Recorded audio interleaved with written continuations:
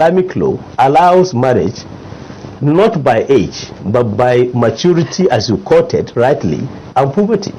Once a girl reaches the age of puberty and is assumed to be matured, and who determines who's matured? The parents. So, by Islamic law. So you are convinced that there will be a 13-year-old yes, who can be considered matured and ready for marriage, as just determined by any other law in the West, 70-year-old, even the so-called Western countries, the so-called we are talking about Nigerian. So they are the people focusing on Nigeria. In Nigerian law, we are a country of faiths, faithful people, Christian and Muslims. You check Bible. People will tell, some bishops will tell you that 12 years, 13 years, they still talk about the age of puberty. Isn't that so? Because a lot of these books were based 400-500 years ago, and so societies have changed. At that time that you're talking about, even young men used to marry at 16, 18, and so a 13-year-old may be betrothed to a man, but he's probably likely to be 3-4 years older than her, not 20, 30, 40 years older than her. Islam, Quran is for all times. That is, I believe. You see, the difference is that you cannot... But the Quran does not explicitly say that you should marry a girl at a young age. Hadith has said so. Hadith has said so. Who interprets Quran? Prophet Sallallahu Alaihi Wasallam. The messenger of God of Islam interpret what is in the Quran.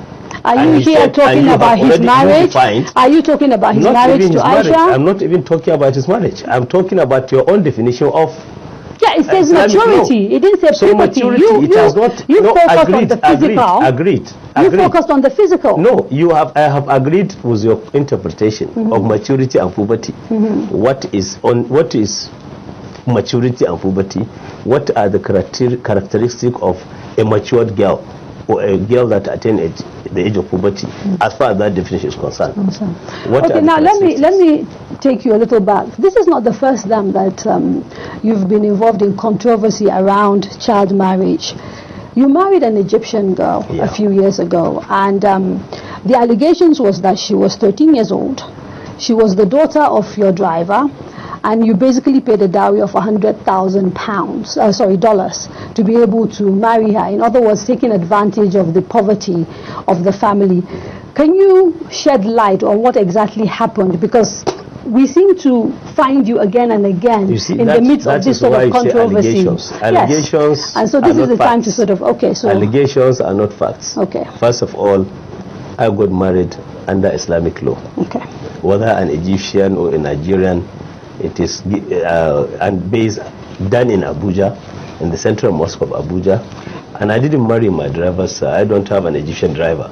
I don't live in Egypt. All my drivers are Nigerians. Okay. Therefore, all these allegations, as you said, are not facts.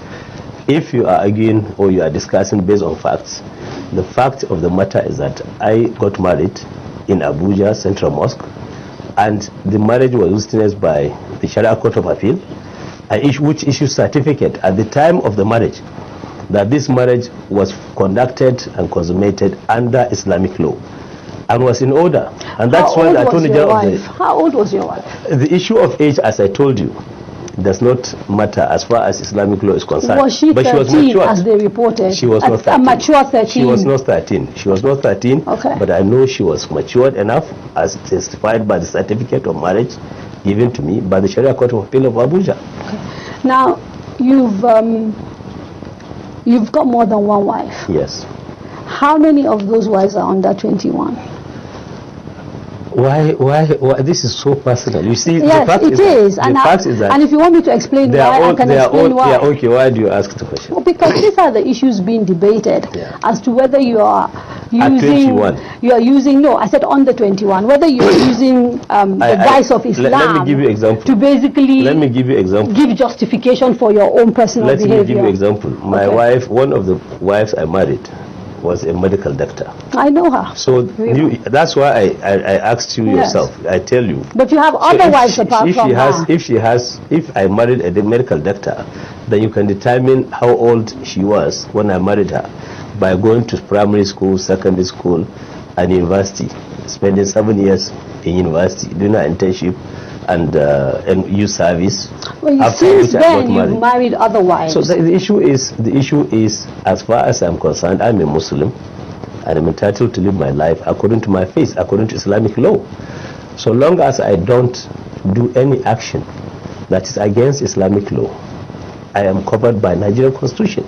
The Nigerian constitution is being amended, and even if we go with the words of the Senate President David Mark, what you are doing essentially is blackmailing people to make sure that that constitution is not amended in such a way that people like you can be held to account. So all sections that is what the Senate President said, that you blackmailed people into voting for this, not to expunge this particular. So all the other revoting that was made, Senate was blackmailed. Or it's only Yerima that blackmailed the Senate? Well, that is what the Senate President said. Well, we were not there. I was not there. I'm just telling you what he said. It's semantics. It's his own statement, and he does not mean any harm to me, I'm sure. You see, the fact is that there were voting 3 times on 3 occasions, 2 occasions because before I even asked for a voting on my own issue. When I raised the first issue, the Senate President said, no, you cannot revisit because voting has already taken place. And I sat down. I went to pray. I came back. Then there was voting on 2 issues. And I demanded for a revote. So how can it be blackmailed? And before the revote took place, you stood up and basically made a passionate appeal to members and whipped up religious sentiments, apparently. Are you worried about the fact that already in Nigeria there is a lot of distrust among Muslims and Christians? There are tensions all over the place, both religious and tribal. Don't you worry that when you bring up the issue of religion time and time again and using religion to sort of push for a certain argument, that you are further growing the rift between the 2 religions? Let me just quote the Pope that just spoke in Brazil, who says gay people should be given freedom.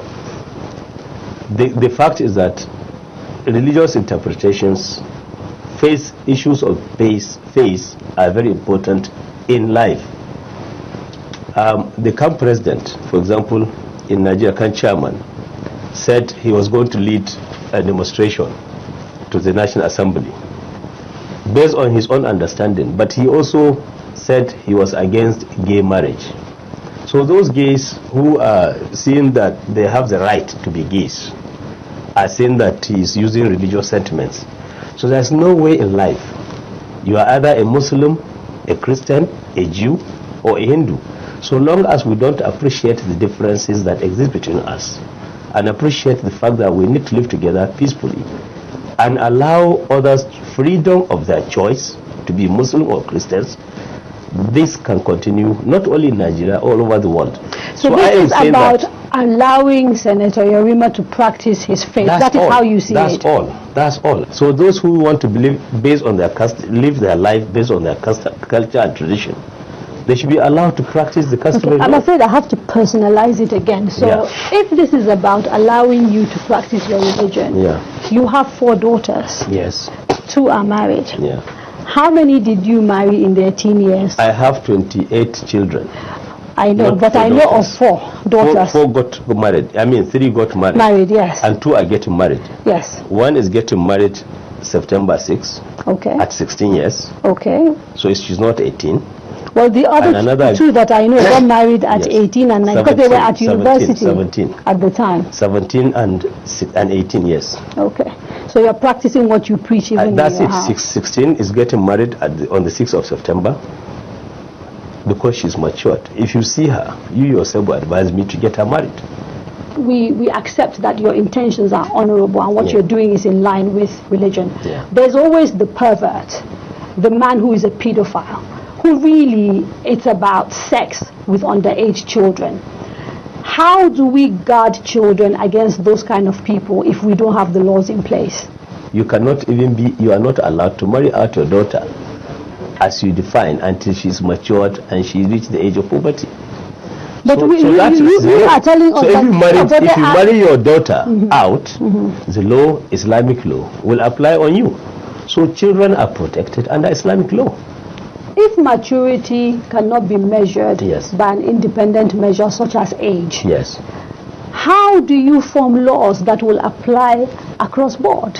The law is already there. No, but how do you apply the law? If you don't have an independent measure of when a child is mature and is subject to